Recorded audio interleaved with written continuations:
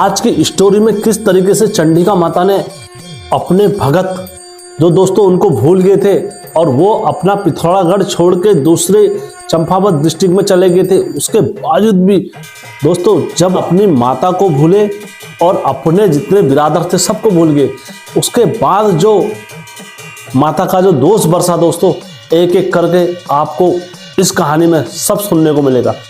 नमस्कार दोस्तों, मैं हिमचू पहाड़ी आज आप लोगों के बीच में एक बार फिर से कहानी लेकर आया हूँ। और दोस्तों यदि आप पहली बार मेरे चैनल पर आए हो या गलती से मेरे चैनल पर आए हो तो मैं आपसे ये नहीं कहूँगा मेरे चैनल को लाइक करें, सब्सक्राइब करें, शेयर करें। मैं आपसे बस रिक्वेस्ट यही करूँगा कि आप कहानी पूरी देखें और कहानी देखने के बाद आपको लगता है कि वाकई में यार ये सच्ची स्टोरी है और उत्तराखंड के देवी देवताओं के हिसाब से ये कहानी बताई गई है, तो दोस्तों फिर मैं आपसे कहूँगा कि आप चैनल को सब्सक्राइब भी करें, लाइक भी करें और शेयर भी करें, दूसरों के साथ भी भेजें। पहले आप संतुष्ट होए। तो दोस्तों हमेशा की तरह कहानी में आगे बढ़ने से पहले चैनल का इंट्रो।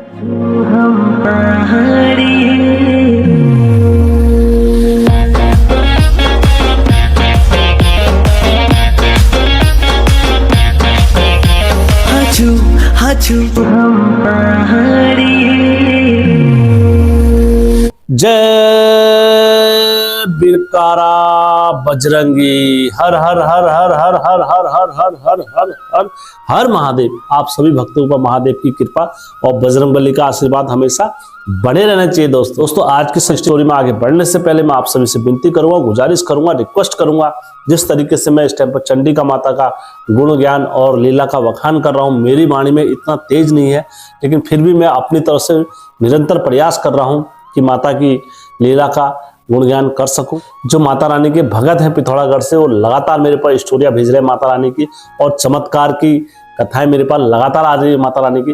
दोस्तों माता रानी ने जो कोर्ट लगाना स्टार्ट करा अपना पिथौरागढ़ में, तो वो कोर्ट के चर्चे आज तक चंडी माता के हर हमेशा हर जगह चल रहे हैं। आपसे यही विनती करूंगा कि यदि आपके घर में भी चंडिका माता ने या अन्य किसी देवता ने उत्तराखंड के हमारे भला करा है या दया दृष्टि करी है, तो आप लोग अवश्य चैनल के साथ साझा कर सकते हैं। मेरा यकीन माने दोस्तों, मैं उस कहानी को सत्य घटना समझ के ही चैनल पर अपलोड करता हूं। दोस्तों आज की सच्ची स्टोरी में आगे बढ़ते हैं। एक बार की बात है, पिथौरागढ़ में एक गांव का नाम मैं आपको अंकित करता हूं। पिथौरागढ़ शहर में एक मलैन गांव था। मलैन गांव में एक व्यक्ति का नाम मैं अंकित करता हूं जिनका नाम राजू था। राजू अपने मलैन गांव को छोड़कर कहाँ आगे, चंपावत आगे। पिथौरागढ़ से चंपावत आए तो वहां पर इनने क्या करी, पल्लेदारी किनके वहां करी, बर्मा लोगों के पास करी। और बर्मा लोगों के मतलब कोई संतान वगैरह, कोई औलाद वगैरह नहीं थी, तो और लेकिन वो काफी मालदार और काफी इज्जतदार लोग वहां के थे। दोस्तों धीरे धीरे क्या हुआ, इनका बर्मा लोगों का कोई वंशज वारिस नहीं था, तो इन्हें धीरे धीरे जो पल्लेदारी करने वहां पर राजू गया हुआ था, तो राजू को ही इनने अपना पुत्र मान लिया और अपना वंशज वारिस मान लिया। तो अब राजू क्या हुआ, राजू की वहां शादी भी कराई। उसके बाद राजू काफी सक्षम हुआ, बड़ा भी हुआ। अब जितने उनकी रिश्तेदारी जो भी था, देखना दाखना क्या करता था, राजू करता था। जब सब कुछ राजू करेगा तो दोस्तों उनके बच्चों की राह रीति सब राजू ने करी, तो उनके देवी देवताओं को भी राजू ने अपनाया। जो देवता वगैरह थे, मैं उनके उसमें भी थोड़ा प्रकाश डाल देता हूँ। जो उनके घर के इष्ट थे, एड़ी देवता और माल का भड़ारा देवता, जो भड़ारा देवता थे वो उनके घर के इष्ट थे और उन्हीं की पूजा वगैरह वो करा करते थे। दोस्तों एड़ी देवता के बारे में थोड़ा प्रकाश भी डाल देता हूँ मैं। एड़ी देवता जो हमारे पिथौरागढ़ साइड या चंपावत साइड के जो बोले जाते हैं, वो मुख्य देवता जो रखवाले बोले जाते हैं वो एड़ी देवता बोले जाते हैं। और वहाँ का अगर जो सबसे पहले जो गाय का दूध या किसी भी कोई भी शुभ कार्य होता है, तो सबसे पहले उसका जो भाग जाता है एड़ी देवता को जाता है। तो उसी प्रकार से दोस्तों जब धीरे धीरे क्या हुआ, ये वर्मा जी उन देवी देवताओं की पूजा अच्छे से करने लगे। अब उनके बच्चे हुए, बड़े होने के बाद उनसे राजू से क्या हुआ, उनका वंश चलने लग गया। तो अब राजू ने अपने पीछे से सिंह बिष्ट लगाना छोड़ दिया था, अब वो अपने पीछे लगाने लगे वर्मा जी। तो धीरे धीरे राजू के वहां पर पुत्र भी हुआ। पुत्र होने के बाद अब राजू ने अपने घर के जो इष्ट थे वहां के, जो इनकी कुल देवी थी माता चंडिका, उनको भी बुला लिया। चलो राजू ने बुलाया, कोई बात नहीं। उसके बाद राजू के पुत्र हुए, तो राजू के पुत्र ने भी माता को बुलाना छोड़ दिया। अपने जहां से इनकी मूल जड़ वगैरह थी, जहां से वो आए थे पिथौरागढ़ माला गांव से, उनने वहां का पूजा पाठ वगैरह करना बंद कर दी। धीरे धीरे होता ही है दोस्तों, स्वाभाविक रूप से जब मैंने अपने पितरों को नहीं पूजा, मैंने अपने घर के इष्ट को नहीं पूजा, तो मेरे बच्चों से मैं क्या उम्मीद रखूंगा कि आपने आने वाले टाइम पर दादा परदादा की सेवा कर। तो यही रहता है दोस्तों। अब क्या हुआ, इन्होंने धीरे धीरे वो सारी चीजें छोड़ दी। अब दोस्तों इन्होंने अपने वहां की पितरों की पूजा करना छोड़ दिया। तो अब धीरे धीरे क्या हुआ, इनकी राह रीति आगे को चलती रही। राजू के जो पुत्र हुए उनका नाम था सोनू। सोनू को क्या था, घोड़सवार का शौक था। वो घोड़ी में, पहले के जमाने में आपको पता ही है, जो ज्यादा पैसे वाले होते थे या राजा होते थे, तो वो घोड़े में ही सवार होकर घोड़े में ही घुमा करते थे हमारे पहाड़ों में। तो सोनू घोड़ा लेके कहीं गया हुआ था घूमने, तो घोड़े सुती ही कहीं गायब हो गया। इनका वंश का कोई पता नहीं चला उसके बाद।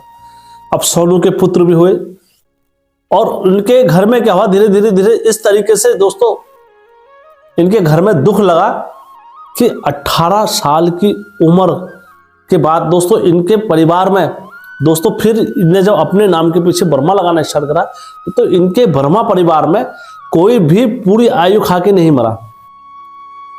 50 तक तो किसी ने छोपा ही नहीं अपनी आयु। और उसके बाद क्या हुआ, इनके कुल में जैसे जो लड़कियां पैदा होती थी, लड़कियों को कुछ नहीं होता था। लड़कियों की शादी भी होती थी, लड़कियां जीती भी थी, लड़कियां सब कुछ करती थी, लड़कियों को कुछ नहीं होता था। लेकिन मुन्ने जो होते थे घर के, अगर 4 भाई हुए तो 4 भाई में से केवल एक ही बचेगा, 3 भाई उड़ जाएंगे। और वो एक भाई जो भी रहेगा, कितने साल तक जीवित रहेगा, वो केवल 20, 25, 26 तक रहेगा। इससे ऊपर की आयु नहीं जीते थे। उनने अपना कर्तव्य करा, शादी करी, विवाह करी और अपने वंशज को आगे चलाया, और उसके बाद वो भी स्वर्गवास हो गया। ये परिवार में इनके चलता रहा। तो दोस्तों अब इनको क्या हुआ, तो इनके परिवार में क्या हुआ, ये दुख का पहाड़ चलता रहा। अब जो यूथ जनरेशन आई, नई जनरेशन आई, उन्होंने कहा यार आखिर ऐसा हमारी पीढ़ी में क्यों हो रहा है, किस लिए हो रहा है। तो दोस्तों आज के समय में आपको पता ही है, लगातार हम YouTube पर कहानियां डालते हैं, लगातार अपने उत्तराखंड वालों को जागरूक कर रहे हैं, तो आपको और किसी को भटकना नहीं पड़ रहा। नहीं तो पहले इस क्षेत्र में क्या था कि जो जिसके पास चले जाता था, उसके पास 50-60 हजार या 1 लाख तक खर्चा करके ही आता था कोई पूजा का, और वो उसको घूम फिर के उसी चौराहे पर रहता था, कुछ समाधान नहीं मिलता था। लेकिन आज के समय में काफी लोग हमारे उत्तराखंड के और कुमाऊं साइड के लोग काफी जागरूक हो गए हैं चीजों में, और चीजों को समझ रहे हैं और कर रहे हैं अपने घर की चीजों का विधि विधान पूरा। तो उसी प्रकार से क्या हुआ, इनकी जब यूथ जनरेशन आई, तो उन्होंने कहा यार कुछ ना कुछ तो राग होगा, कुछ ना कुछ तो कहानी गड़बड़ होगी, हमें इसकी पूरी छानबीन करनी चाहिए। तो दोस्तों सब इनने छानबीन करी, ये गणित लगाना अपने घर की इधर उधर ले गए। तो दोस्तों कहीं से क्या बताया, कहीं से क्या बताया, कहीं से क्या बताया, एक जगह इनकी रियल में पूंछ खुली। अब सबसे बड़ा संकट यह आ गया था इनकी पीढ़ी में, इनके घर में बच्चे होना ही बंद हो गए थे। अब आज तक तो चलो एक बच रहा था, 4 लड़के हो रहे थे तो एक बच रहा था, वंश चल जा रहा था, ये लड़कियां हो रही थी, सब कुछ हो रहा था, चल जा रहा था। अब क्या हो गया, इनकी पीढ़ी में बच्चे होना बंद हो गए। 10 साल तक उनके पुत्र की शादी हो गई, साल तक इनके घर में जैसे बच्चे हुए, होने के बाद मर गए। उस औरत के 10 साल तक कोई बच्चा नहीं रुका। अब ये परेशान हो गए, पूरा छानबीन करते इनको कहीं से कोई तोड़ नहीं मिला।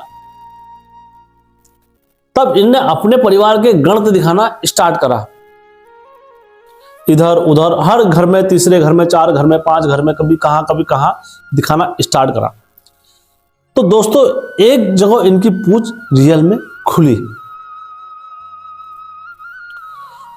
इनके घर में जब एक जगह पूंछ खुली, तो दोस्तों चंडिका माता का वहां पर उनने बताया, एक जगह इनकी पूंछ खुली, वो देवता का नाम भी मैं इसमें अंकित करना चाहता हूं जिनने इनकी पूंछ खुली। देवता के जो धामी थे, उनके दरबार में जाके इनकी पूंछ खुली। जब इनने इनके सामने दानियां रखी तो उनने सीधा जो आदेश लगाया, उनने मैया को आदेश करा। उनने कहा मैया तू जगत जननी है, तू जगत माता है, तू जगत करती है माता, तू सबके सर्वो सर्वय है माता, हम सब तेरी ही संतान है माता रानी। अगर तेरा कुछ दोष, तेरा कुछ फटकार, तेरी कहीं पर कुछ बंदिश है, तेरा कहीं पर कुछ फटकार है, माता रानी खोल दे माता रानी, इन बच्चों को दया दृष्टि में दिखा दे माता रानी।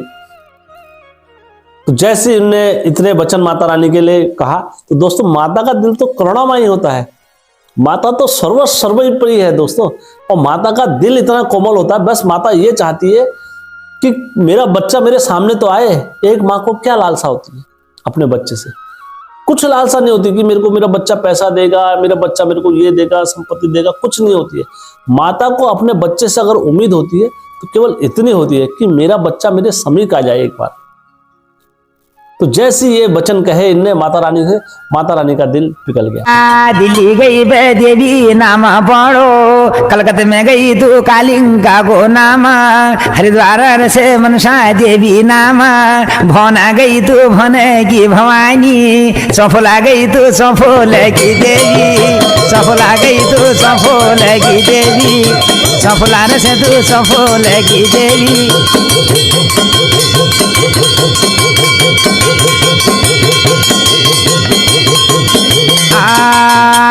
तू दाहनली नरूगी नारायण, नैनीताल में तू नंदा देवी है, अलमोड़ में तू झूला देवी है, तू दाहनली जब तू की अगवानी, तू दाहनली जब तू की पिछवानी, 9 लाख दुर्गी झाली माली देवी, 9 लाख दुर्गी झाली माली देवी। तो दोस्तों माता रानी ने तुरंत इनको रास्ता दिखा दिया। जब से देवताल के देवता ने इनको बताया, फिर वंशज जो आए हैं पिथौरागढ़ से चंपावत आए हुए हैं, तो उन्होंने कहा हाँ ये सही बात है। उन्होंने कहा जब से तुम्हारे वहां से यहां आए और तुम्हारे घर से वहां आज तक उस मंदिर में एक धूप तक नहीं गई है माता के लिए। उन्होंने कहा हाँ हमारे वंशज से कोई नहीं जाता है।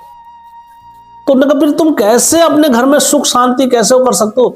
तुम जिस पेड़ से जन्मे हो, तुम जिस पेड़ की डाली हो, कभी उस पेड़ की जड़ पर तुमने पानी नहीं डाला, तो तुम कैसे उम्मीद कर सकते हो कि हमारा वंश आगे चल जाएगा? वो तो माता इतनी दयालु है, वो तो माता इतनी करुणामयी है, वो तो माता इतनी दिल की और हृदय की इतनी अच्छी है कि उसने तब भी तुम्हें इतने फिटकार नहीं दे रही है माता। तब भी माता कह रही है आज समझेंगे, कल समझेंगे, परसों समझेंगे, नरसों समझेंगे। आज समझते समझते इतने वर्ष बीत गए कि जो जिसको औलाद नहीं हो रही थी वो भी करुणामयी उसके नेत्र से बिल्कुल अश्रु की धारा रुकी नहीं दोस्तों। इस तरीके से भाई, इस तरीके से भाई उनने कहा प्रभु मेरे से वाकई में मेरे को औलाद ना हो, मुझे नहीं चाहिए औलाद का सुख, लेकिन मैं उस माता के पास जरूर जाना चाहूंगी जिस माता के वहां से ये वंशज चला हुआ है। मैं अगर वहां पर एक धूप भी जला दूंगी उन माता के दरबार पर तो मैं अपना आप को बड़ा सौभाग्यशाली मानूंगी। तो दोस्तों ये सब जने फिर अपना वहां से परिवार सहित कहाँ गए? चंडिका माता के दरबार में गए। और जैसे वहां पर दरबार में गए दोस्तों, माता का दिल बिल्कुल जैसे बोलते हैं ना बेटे के आए में, और बोलते जब एक पुत्री अपनी माँ के घर आती है तो वो माँ की प्रशंसा मैं अपने मुख से व्याख्या नहीं कर सकता हूँ। माता भले ही माता के शरीर में ताकत नहीं होगी, वो अपनी पुत्री के लिए पकौड़ी भी बना देगी, पूरी भी बना देगी, खाने के लिए खीर भी बना देगी, सब चीज जो संभव हो सकेगा अपनी पुत्री के लिए वो करेगी माता। तो उसी प्रकार दोस्तों माता की खुशी का कोई ठिकाना नहीं रहा। इतनी खुश हो गई माता, इतनी खुश हो गई दोस्तों। माता ने इनने वहां पर बोला माता रानी हमारा परिवार सुख शांति और राजी खुशी और खान है जल, तो माता रानी हम तुम्हारे दरबार में आके धूप बत्ती और पूजा वगैरह सब करेंगे। माता रानी जो हमारे वंशजों ने करा हम वो नहीं करेंगे और हम तुम्हारी पूजा गाज सब करेंगे। तो दोस्तों माता का कोर्ट का न्याय देखो दोस्तों। उसके बाद से इनके कुल में एक के बाद एक खुशियां आई, और जिस महिला के अश्रु की धारा बही थी और जो इस भाव से गई थी कि मैं केवल माता के दरबार में जा रही हूं, तो दोस्तों चंडिका माता ने उनको तुरंत पुत्र का वरदान भी दिया दोस्तों। देखते देखते उनको फिर संतान का सुख भी प्राप्त हुआ। तो दोस्तों ऐसी माता की लीला है और ऐसी करुणामयी माता की एक कहानी है, और मैंने जो कुछ भी बोला है इसमें सत्य बोला है दोस्तों, और मिथ्या वचन कुछ भी नहीं है। यदि किसी भाई को लगेगा कि यार ये कहानी अमिथ्या है, ये कहानी में कोई सत्यता नहीं है, इस कहानी में मेरे को एक सेकंड का भी सत्य नहीं लगा, तो मैं आपसे रिक्वेस्ट करता हूं 3 दिन के अंदर आप मुझसे संपर्क कर सकते हैं। और मेरे से संपर्क करने के लिए आपको कहीं इधर उधर नहीं जाना है, आप केवल मेरे डिस्क्रिप्शन बॉक्स में आए और वहां पर मेरा इंस्टाग्राम का लिंक भी है, फेसबुक का लिंक भी है, आप वहां पर जाके मुझे कमेंट करें। दोस्तों कुछ तो आपको करना ही पड़ेगा, कुछ पाने के लिए, कुछ खोने के लिए। तो दोस्तों आप वहां पर जाके मुझे कमेंट करें, फॉलो करें, और आपको मैं इस कहानी का प्रमाण 3 दिन के अंदर दे दूंगा दोस्तों। अगर 5वां दिन या 4 दिन होते हैं तो दोस्तों मैं रोज कहानी डालता हूं, तो मुझे खुद याद नहीं रहता है कि कहां से कौन सी कहानी मेरे पास आई थी। तो दोस्तों अगर कहानी अच्छी लगेगी दोस्तों के साथ शेयर करना और माता रानी का गुणगान करना। और आप माता रानी पर आस्था रखते हो, विश्वास रखते हो, श्रद्धा रखते हो, तो जय माता की जरूर बोलना कमेंट में। हर हर महादेव।